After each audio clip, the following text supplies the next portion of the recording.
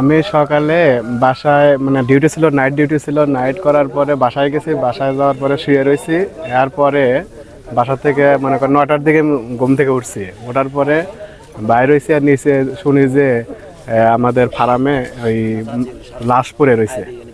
তো কি হয়েছে পরে আমরা এদিকে আইসা মানে বাসা থেকে নিচে নামছি, পরে কইছে অমুক এক মেরে ফেলাইছে। এটা শুনে এখানে এসে বিস্তারিত সব দেখলাম আর কি। উনি অনেক ভালো মানুষ আছিল। বাইরের মানুষ অনেক আসে, ওই যে ওয়াল টপকায় আসে, মানে ওয়ালে ইয়া করে আসে। আপনি দিনেই এখানে কত নেশা মেশা কত কিছু করে। আমার নাম মোহাম্মদ কামরুজ্জামান, আমি ইলেকট্রিশিয়ান ডেয়ারি ফার্মের।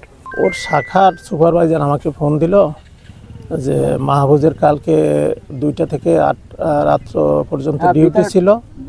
তা ডিউটি শেষ করে ও মালামাল ওখানে বুঝিয়ে দিয়ে ও আসছে আর কি।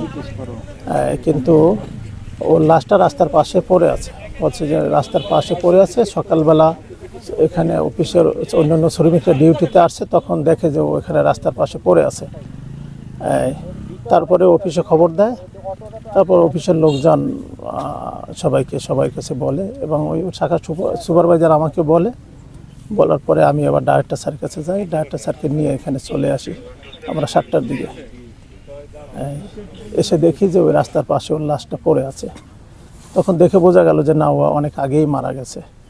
সম্ভবত কালকে রাত্রি হয়তো বা যখন ও ডিউটি রেখে ছেড়ে চলে আসছে, তখনই হয়তো বা এই আক্রমণটা ওর উপরে হতে পারে।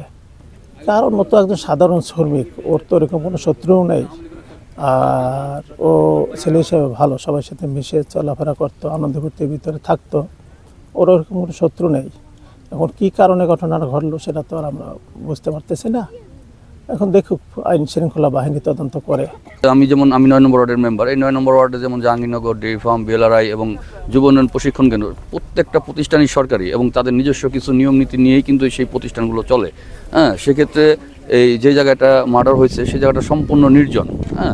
আর এটা এমনও হইতে পারে হয়তোবা সে কোনো ইনফর্মার ছিল, এটা আমি বলবো না, তবে এমনও হইতে পারে তার কাছে টাকা পয়সা ছিল, যারা মাদকাসক্ত তারা টাকার জন্য তাকে ধরছে, ধরার পর। আসলে ঘটনা হচ্ছে ডেইরি ফার্মের নিজস্ব একটা আলাদা প্রতিষ্ঠান, এখানে আলাদাভাবে প্রাতিষ্ঠানিকভাবে এখানে সব কিছু পরিচালিত হয়।